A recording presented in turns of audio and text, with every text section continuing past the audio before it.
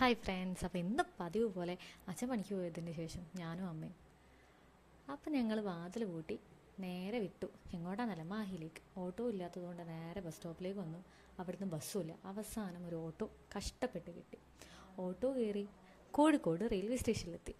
അതിനുശേഷം ഞങ്ങളൊരു ഇൻ്റർസിറ്റിക്കുള്ള 2 ടിക്കറ്റ് എടുത്തു. ഓൾറെഡി ടൈം ഒരു 9:45 ആയിട്ടുണ്ടാവും. ഒരു ലോക്കൽ വരുന്ന ടൈമായിരുന്നു. ബട്ട് ഞങ്ങൾ ഇൻ്റർസിറ്റിക്കാണ് എടുത്തിട്ടുള്ളത്. ലോക്കൽ ഒരുപാട് ടൈം എടുക്കും. ഇൻ്റർസിറ്റി ആകുമ്പം വടകര കഴിഞ്ഞാൽ നേരെ മാഹിയിലാണ് നിർത്തുന്നത്. അവിടെ റെയിൽവേൻ്റെ പണിയൊക്കെ നടന്നുകൊണ്ടിരിക്കുന്നുണ്ട്.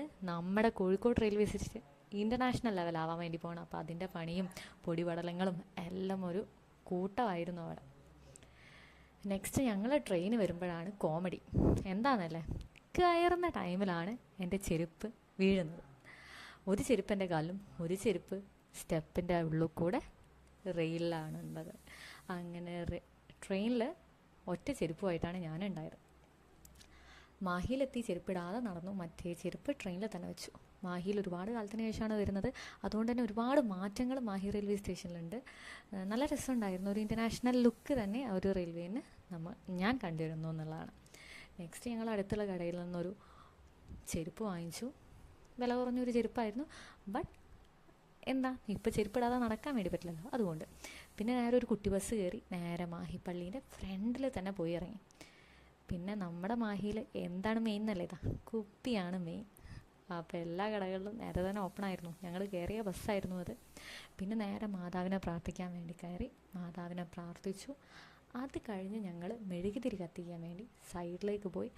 അങ്ങനെ ഞാനും അമ്മയും കൂടെ മെഴുകുതിരി കത്തിച്ചു.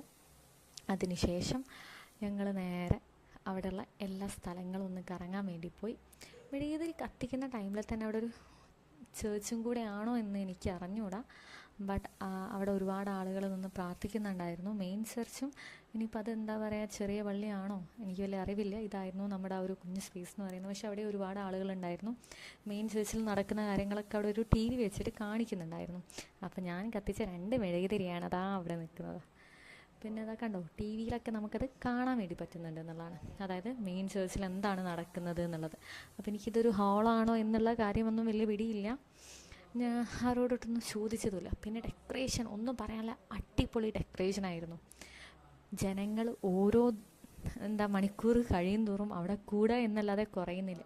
ജനപ്രവാഹം തന്നെയായിരുന്നു അവിടെ. ഒരുപാട് തിരക്കുണ്ടായിരുന്നു. നല്ല വെയിലാണ്. ബട്ട് ആ വെയിലൊന്നും വകവയ്ക്കാതാണ് ആളുകൾ 2 സൈഡും ലൈന് നിന്ന് മാതാവിനെ പ്രാർത്ഥിക്കാൻ വേണ്ടി കഷ്ടപ്പെടുന്നതെന്നുള്ളതാണ്. അപ്പോൾ അതിൻ്റെ ഒരു പ്രതിഫലം അവർക്ക് കിട്ടട്ടെ. നെക്സ്റ്റ് ഞാനും അമ്മയും ഐസ്ക്രീം കഴിച്ച് നേരെ മാമൻ്റെ വീട്ടിലേക്ക് പോയി. മാമൻ്റെ വീട്ടിൽ നിന്നായിരുന്നു ഫുഡ് കഴിച്ചിട്ടുണ്ടായത്. അങ്ങനെ ഫുഡ് കഴിഞ്ഞിട്ട് അവിടുന്ന് ഐസ്ക്രീം കഴിച്ചു. അങ്ങനെ അവിടെ ഞങ്ങൾ കഥ പറഞ്ഞിരിക്കുമ്പോഴാണ് ഞങ്ങളുടെ ഏട്ടൻ വരുന്നത്, കണ്ണൻ. അപ്പോൾ കണ്ണേട്ടൻ വന്നതിന് ശേഷം മാമിക്കും മാമനൊക്കെ ടാറ്റ പറഞ്ഞ് ഞങ്ങൾ കണ്ണേട്ടൻ്റെ കൂടെ ഏട്ടൻ്റെ വീട്ടിലേക്ക് പോയി. അങ്ങനെ അവിടെ എത്തി ചേച്ചീനൊക്കെ വീഡിയോ കോൾ ചെയ്ത് പിന്നെ അതിനുശേഷം ഒരുപാട് കഥകളൊക്കെ പറഞ്ഞ് അതിനുശേഷം കണ്ണേട്ടൻ എൻ്റെ ഫേവറേറ്റ് ആയിട്ടുള്ള കടുക്ക പൊരിച്ചതും അതുപോലെ തന്നെ ജ്യൂസും വാങ്ങിച്ചു കൊണ്ടുവന്നു. പിന്നെ ഏട്ടന് ഒരു ചെറിയൊരു വർക്ക് ഉണ്ടായിരുന്നു. പാട്ട് ഇന്ന് റിലീസാവാൻ വേണ്ടി പോവാണ്. അപ്പോൾ ഏട്ടൻ്റെ പാട്ടൊക്കെ ഒന്ന് എഡിറ്റ് ചെയ്ത് കൊടുത്തിട്ടുണ്ട്. അപ്പോൾ അത് കറക്റ്റാണോ എന്നുള്ളത് എല്ലാവരും കൂടെ ഇരുന്ന് ചെക്ക് ചെയ്യായിരുന്നു. അതിനുശേഷം ഞങ്ങൾ ലേറ്റായിപ്പോയി. മാഹിയിൽ തന്നെ വന്നു. ബസ് കയറി ഞങ്ങൾ നേരെ അമ്മമ്മയുടെ വീട്ടിലേക്ക് വന്നിട്ടുണ്ട്, അമ്മമ്മയുടെ അടുത്തേക്ക്. അവിടെ എത്തുമ്പോഴേക്ക് ഇരുടായി. ബട്ട് എന്നാലും ഞങ്ങൾ ഇവിടെ എത്തുന്നതിനേക്കാൾ മുന്നേ കടുക്ക പൊരിച്ച് ഒന്നുകൂടെ കണ്ടപ്പം മതി വരാതെ ഒന്നും കൂടെ ഞങ്ങൾ വാങ്ങിച്ചിട്ടുണ്ടായിരുന്നു. അങ്ങനെ നേരെ അമ്മമ്മേൻ്റെ അടുത്ത് എത്തി. ഇനി 2 ദിവസം ഞങ്ങൾ അമ്മമ്മേൻ്റെ കൂടെ ആയിരിക്കും. അപ്പോൾ ഈ